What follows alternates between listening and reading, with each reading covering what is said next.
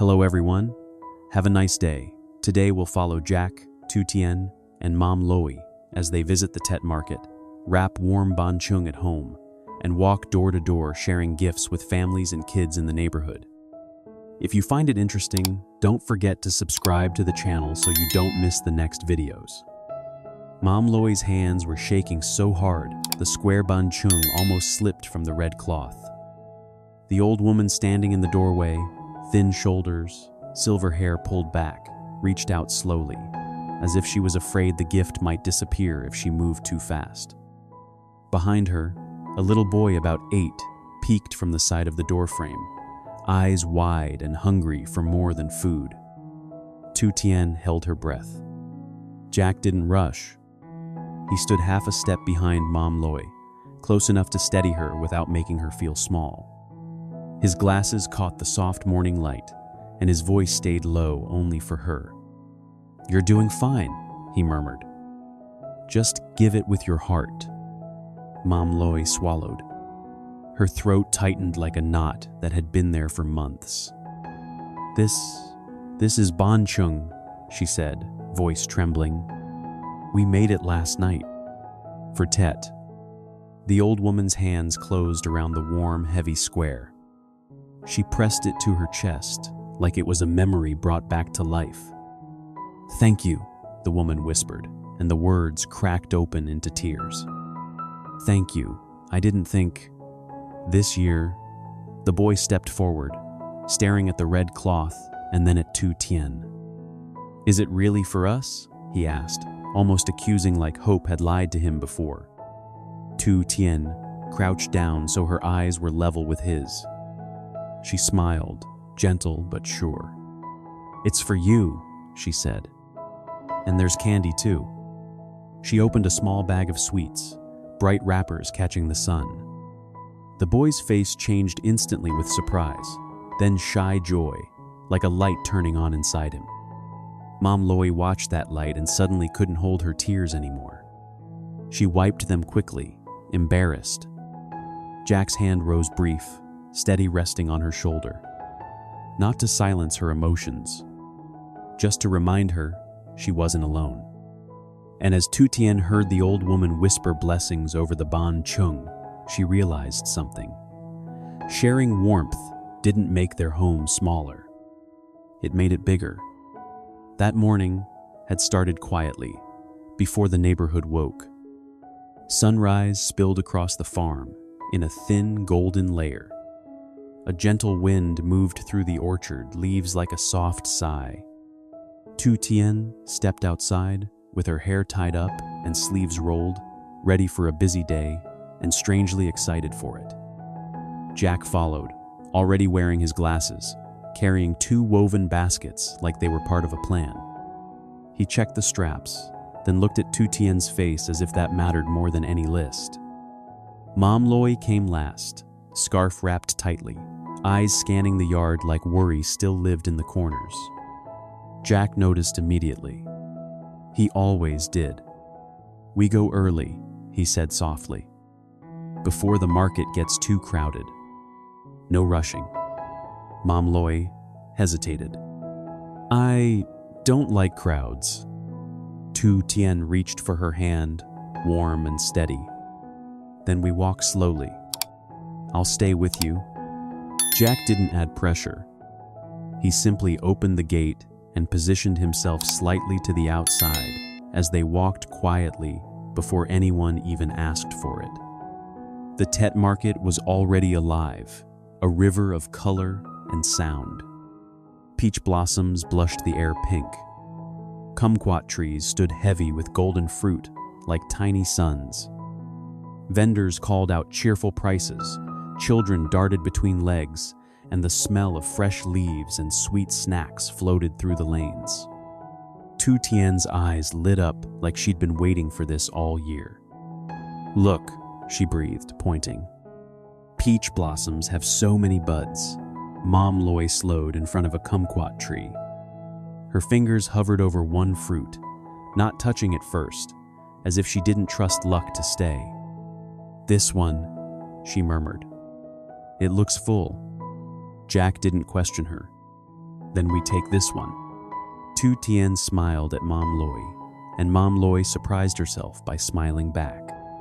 They moved to the leaf stall stacks of glossy green la dong piled high. Tu Tien lifted one leaf and held it to the light. "So green," she said. "Perfect." Mom Loy leaned in, practical again, but gentler than usual. "Choose thick leaves. The bond will be tight. The scent will last." At the sweet stall, Tu Tien picked small bags of candy and roasted seeds. "For the kids," she explained, shy but firm. Jack simply paid and added more than she expected. "Then we'll bring enough." When they bought sticky rice, mung beans, and pork belly, Mom Loy's anxiety flickered. Spending always used to feel like falling. But Tu Tien squeezed her hand. "We're not wasting," Tu Tien said softly. "We're making something that feeds people." Jack nodded. "And we're sharing it."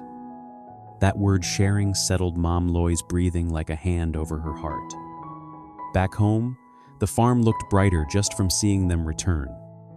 Jack placed the kumquat tree at the front door and rotated it until the best side faced out. Tu Tien set the peach blossoms in a tall vase, adjusting the branch until it leaned into the room like it wanted to bloom. Mom Loy cleaned with purpose, not panic wiping shelves, arranging sweets on a tray, smoothing cloths. The house transformed under their hands into something welcoming. Then the mat went down. Ingredients were arranged carefully: ladong, sticky rice, mung beans, seasoned pork, strings, and a square mold. Tu Tien washed leaves one by one, smoothing them flat, stacking them neatly like wishes. Mom Loy rinsed rice until the water ran clear, her hands moving with the confidence of memory. Jack sat in the center, glasses sliding slightly down his nose. He pushed them up with his wrist and began to wrap, folding corners, pressing edges, building the square like it mattered. Tu Tien laughed softly. "You wrap Bon like you're building a house." Jack looked up, eyes warm. "Because I want them to feel respected when we give them away." Mom Loy watched them, and something inside her loosened. This wasn't just cooking. It was repaired. Night came gently. The big pot boiled, lid rattling softly, steam rising into the dark. The scent of Bon Chung grew deeper. With every hour, green leaf perfume, sweet rice, soft beans, rich pork. Mom Loy sat by the doorway with a cup of tea she forgot to drink, listening to the sound and breathing in the smell like it was medicine. Tu Tien wrapped a shawl around her shoulders. Jack fed the fire with steady hands. No drama. No shouting. Only warmth earned slowly. And when dawn finally arrived, the pot's sound changed, calmer, settled. Jack lifted the lid. Steam fogged his glasses. He laughed under his breath and wiped them with his sleeve. "It's ready," he said. Tu Tien's tired eyes brightened. Mom Loy stared at the finished bon, glossy and square, and her lips trembled into a real smile. They wrapped the gifts carefully in red cloth, candy bags, and a few oranges. At the gate, Mom Loy paused. The neighborhood waited beyond it. Jack didn't push. He simply held the basket out, sharing the weight. Tu Tien slipped her fingers into Jack's hand for one quiet second, then looked at Mom Loy. "Let's go," she said. Mom Loy nodded. And together, they stepped out, bringing Tet, bringing hope, one warm doorstep at a time. They didn't rush into the neighborhood like heroes. They walked like family. Jack carried the main basket, the woven handle pressing into his palm. Tu Tien held a smaller bag filled with candy and roasted seeds, the bright wrappers flashing each time she moved. Mom Loy walked between them, holding one wrapped Bon Chung close to her chest, as if she needed to feel its weight to believe this was real. The road was narrow, and familiar. Fences lined with vines. A few potted marigolds outside doorways. Somewhere, a radio played a Tet song softly, and the scent of morning smoke drifted in gentle waves. At the second house, an elderly man sat on a low stool by the door, a thin blanket over his knees. His eyes lifted slowly when he saw them, and for a second he looked suspicious, like kindness always came with conditions. Mom Loie stepped forward first. "We brought Banh Chung," she said, voice steadier than before. "We wrapped them last night." The man blinked, then tried to stand. His hands shook. "You didn't have to," he whispered. Tutien moved quickly, not letting him struggle. She crouched beside him, placing the gift carefully in his lap like it was something precious. "It's Tet," she said. "We share so the year starts warm." Jack remained quiet, respectful, giving the moment space. He simply bowed his head and offered a small smile, the kind that said, "No pressure, no debt, just goodwill." The old man's face softened. His eyes turned wet. "May your home be blessed," he said, voice breaking. "May you always have each other." Tutien's cheeks warmed. Jack's hand found hers for a brief second, steady, grounding, then let go, so the focus stayed where it belonged. They moved on.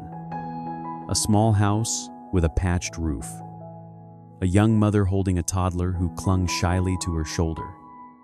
Two children, around 7 or 8, peeking out from behind the curtain. When Tutien lifted the candy bag, the children's eyes widened like she'd lifted a piece of magic. "For you," Tutien said, smiling. "Happy Tet." One boy stepped forward cautiously. "Really?" Tutien nodded and placed the candy in his hands. The child stared down at the bright wrappers as if he was afraid to blink. Mom Loie held out the Bon Chung to the mother.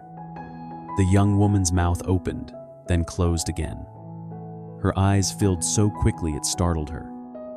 "Thank you," she whispered. "This year, I didn't know how." Mom Loie's voice softened, and something protective appeared in her tone, like she wasn't just giving a gift. She was giving a message. "You'll get through it," Mom Loie said. "Tet comes every year. Hope comes too." The young mother nodded again and again, pressing her lips together to hold back tears. Jack watched Mom Loie from the side, surprised by the strength in her face. She wasn't the same woman who had been drowning in worry. She was someone standing on solid ground again, because she was helping others stand too. As they walked away, Tutien turned to Jack, her voice low. "Do you see her?" Jack nodded, eyes warm behind his glasses. "I see her," he said. "She's coming back." The neighborhood seemed to notice as well. Doors opened. Faces appeared. Some people didn't ask for anything, just stood there watching, smiling softly as if the warmth alone was enough. By the time the last gift was given, the basket was light, but their hearts were full. Mom Loie exhaled slowly, like she'd been holding her breath for months. "I thought if I gave too much away, I would feel emptier," she admitted, voice small. "But I feel lighter." Tutien slipped her arm through Mom Loie's, leaning close. "Because warmth doesn't run out," she said. "It multiplies."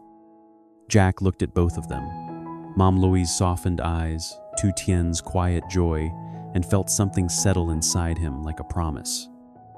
At home, the kumquat tree glowed at the doorway. Peach blossoms leaned into the room, buds ready to bloom. And when the wind shifted, the scent of Bon Chung followed them in, still there, still warm like the day itself was whispering the truth. Sharing Tet didn't lessen their home. It made the whole neighborhood feel like one. Hello everyone, in this episode, Jack noticed Mom was sinking into quiet sadness as the approaches.